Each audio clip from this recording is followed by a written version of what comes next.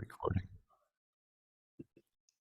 All right, and get ready for the volume to come down. There ought to be a way to automate that, but I don't know it right now. So how are you this morning? Well, I am Ike. I was thinking about it just before jumping on the call. I am well. Actually, I am tired. I went to bed late last night and I woke up this morning and I was like, I'm tired. And I'm like, don't go there.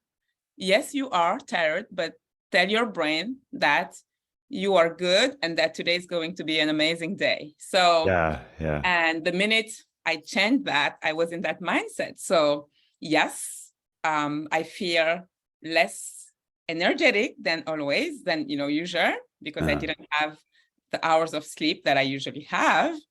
But I am amazing because I've told my mind that I feel good, and guess what? It's happening in my body. What I told my mind is what you tell yourself with emotion, mix it with emotion. That's what becomes your reality. That's fantastic. I feel good. Good. Yeah. And I went to drop the kids, my Noah and Bella Joy off, and I have, minimal makeup right now. I just have my lipstick, and one of the moms, you look fabulous. Thank you. And one of the mom was like, "Oh, you look amazing," and I was like, "Oh, thank you." And yeah, so it just feels good. It added to my my joy this morning. And yeah, I love my outfits. We're not going to talk about clothes today. I really love navy and black together.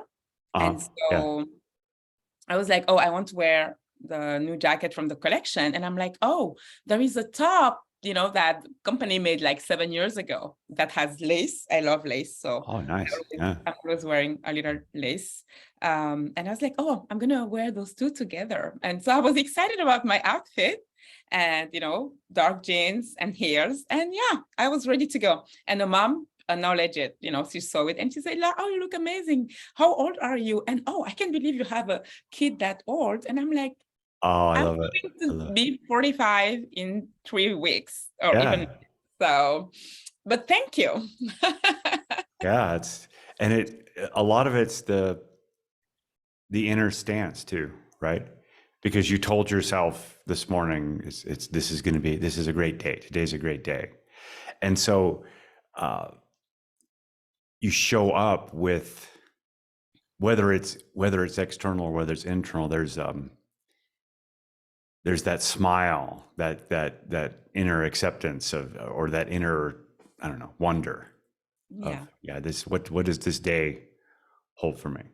Yes, what is this day holding for me? But even more, I realize that actually I have the power to make my day a good day or a bad day. Yep. I used to rely on my environment determine my level of joy, like the people around me or the things happening in my life. And I think that's this is the best kept secret. This is the life-changing, the most life-changing knowledge for me, to know that I have the power to control my mood, myself, emotional mastery. Right. And so since I know that, it's I'm happier because I can decide to be happy. It's a choice, right? And and you don't have to give your power away to external circumstances or situations, or I don't know, even how you're feeling. Like if you're feeling tired, like you said, you don't have to give your power away to that. Exactly. Yeah, you can. Yes, I feel power, but I am energized. Yes. Yeah. Because I decide to be energized, and that's how it is, right? Yeah. So what's going on in Sabelle's world today? Well, after we record this, I have a call with, I'm part of another coaching group for 1 month about corporate coaching, because I started working with corporations about bringing some of my knowledge within the company, on a corporate level, a corporate environment. And so this amazing coach who does it in Europe is coaching me, and it's a group coaching. Rich Habits is his name. He's excellent, and I'm part of his group. So right after we have our one-on-one call, I'm excited about it. And then that's weekend. So Fridays afternoons, when I pick up the kids, we go for ice cream. And I love it. We go for ice cream. And first day of fall yesterday, so it's a little chillier. It's funny because it was 80 degrees 2 days ago, and yesterday, first day of fall, the temperature dropped, and so it's a little chilly. So we'll see. It's going to be either ice cream or maybe apple cider and donuts, because Michigan apples. So that's going to be, we'll see. And all the sugary treats. That's I don't love sugary treats, but I mean, I am learning also. That's something that I learned to do too now, is to have fun. I can be a pretty serious person because of my upbringing, because of I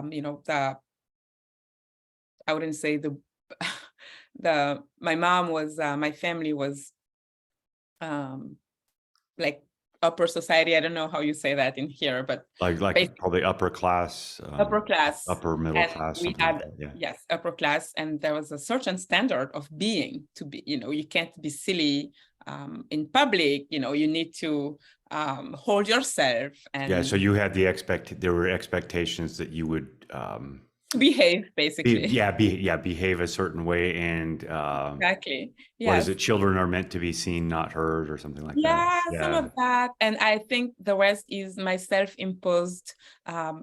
You need to be serious. You don't have time to. I didn't play a lot, and this is also something that is very much in my heart for children. To let them play, because that's how they learn. I didn't know how to play. Honestly, the hardest thing for me to do was to go in a store like Toys R Us at that time and try to find a toy for somebody who was having a birthday, because I couldn't imagine. I didn't know how to play. I was playing and having fun was not a lot part of my life. And now now you're turning 45 and yes, I love to play. I love to dance. Yeah,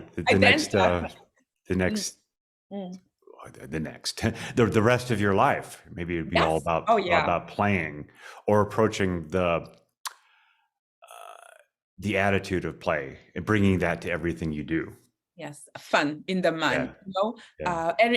Anything that I do, I can have fun while doing it. Yes. Makes it so much more fun, right? Yeah. I can decide, it's boring or it's difficult, but if we bring the fun in it, it's more fun, and it's easily done, and it's even enjoyable. So fun is important for me now. To have fun. Yeah, I need a dose of that myself. You're not a fun person? No, I would say I'm a fun person. I would say I'm I like to have fun. I like to see the fun in everything. But sometimes when I get to the example I was going to give is sending out emails to my email list, for example. It's like, well, that's something that in my mind, I'm viewing it as an obligation. Oh, right? So anything I view as an obligation, then all of a sudden becomes not fun. A chore. It becomes a chore. Yes. Yeah. It becomes a chore. So yeah, that's, how can you bring the fun in that? Yes. How can you bring the fun in? And one of the things that I came up with, that helped me with Facebook is, how can I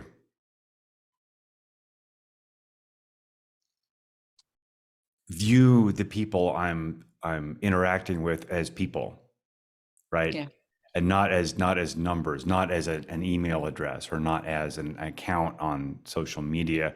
And remember that there are people behind that, just like they're looking at me behind my social media or whatever. And how can I remember that? What's that? Humanize. How can you? Yeah, how could I humanize? Yeah, you could say Interaction. how could I humanize that interaction and just remember that, yeah, hey, these are actual people, and what I'm doing is I'm giving them what I want, right? By making a connection with them, making a human connection with them, rather than seeing them as just pixels on the screen. As Yeah. a It's really talking to them. It's not, again, I understand what you're saying. What you're saying is that it's not just a mechanical interaction. It's something that is you, and you want to give you to those people. So how can right, you? right, yeah. Yeah. So my work is shifting that paradigm around emails and around things that sometimes I view as, oh, this is, like you said, a chore. This is a chore. Well, how do I make it not a chore? How do I make it so it's play? Yeah, it's play. And I think what you're removing as well is a transaction side. It's an interaction, it's a connection, it's a Yes. relationship, it's Yeah. not a transaction, Yeah. right? And that's, I think our job, our career, it's a career of service and purpose. Mm-hmm. Mm-hmm. So anything we're putting out there, it's to give something. It's in the purpose of serving somebody. Yeah. And so to touch someone's life, I'm not sure machines, computers touch people. There is intelligence, artificial intelligence that is great. I love Mm-hmm. it. As much as I love it, I think the human component cannot, at least for me, I cannot ignore that. I miss that.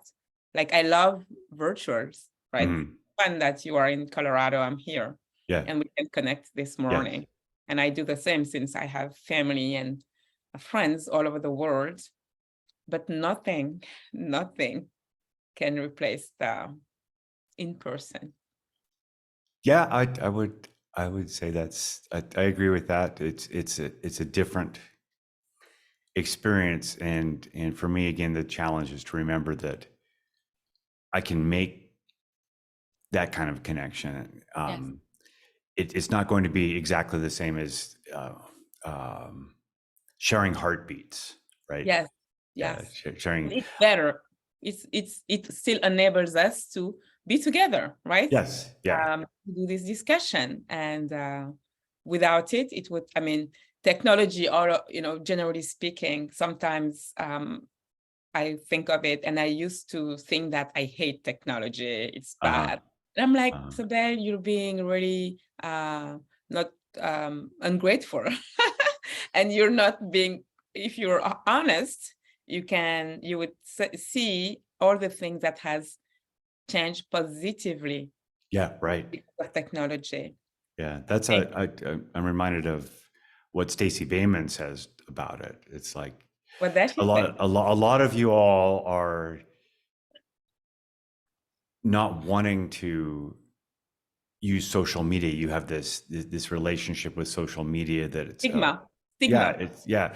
And she said, I want you to consider, why not think of it differently? Why not think of this is an opportunity for you to share your message with people all over the world, Yes. and to connect with people all over the world, and it's free.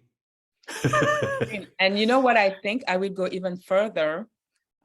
If you again, our work is serving. Yeah. So I think of impact. Mhm. I think of impact. Because of social media, I have more impact, because I Right. reach more people. I Right. will reach people in India, Yeah. in Senegal, Mhm. in Turkish, anywhere in the world, because of social media. If I Yeah. don't use it, if I'm just, I'm not serving the world, I am serving my neighbor. It's good. I need to serve my neighbor.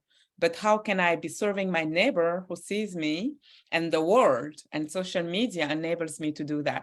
So Yeah, and I that's have embraced it too. I yeah, have embraced it. it's a development that's happened to us all very quickly too. Yeah. And in the 1990s, for example, that's who I served and interacted with, was the members of my immediate community and people who I got referrals from who were in the same geographic area. But now it's, yeah, like you said, you can get your message out, and you can actually connect with people like we're connecting together because of a group we belong to that, sorry, I'm going to turn this off so it doesn't beep on me there. So we're interacting because we belong to a group where we all share the same values and a lot of the same interests. And it becomes easier on social media to find your, I know the word is tribe, because that's a cliche word, but tribe, but your community. Yeah, okay, community maybe is a better word for it. And you can find people with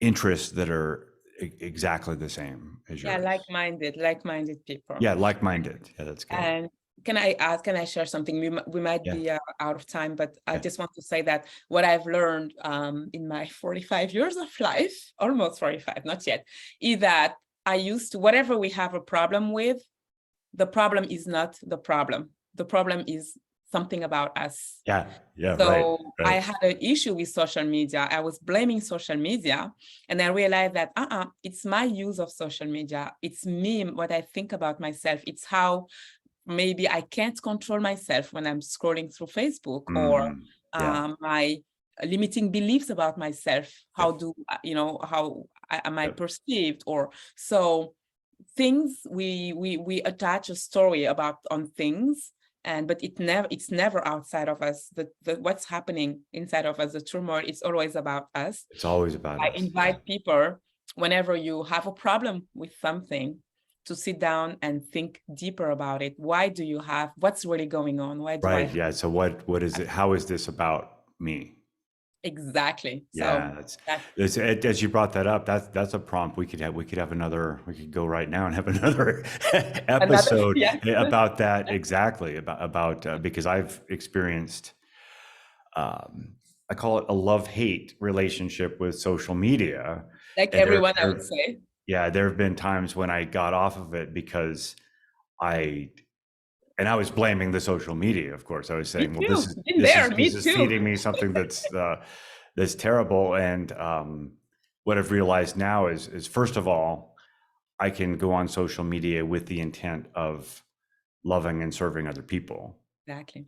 And then more pragmatically, I can actually tweak what I'm seeing by choosing to, it's like, well, I don't like seeing this, but I do like seeing this. And then, and now, well, I guess we're over, but I'm going to say this about my friend Pam, she's a student of mine. She's a good friend, just lives right here. And she was talking about something with somebody named Alex Jones, I think. Mm-hmm. And I was like, who's that? And she's, oh, you don't know? It's all over the news. It's all over Facebook. And I'm thinking, well, I'm on Facebook too, and we're friends, but yet I don't see this. It was, I guess he was someone who denied, he denied that the Sandy Hook event happened. And there was all this hoopla and outrage on social media. And I missed that completely because my social media is not giving me that.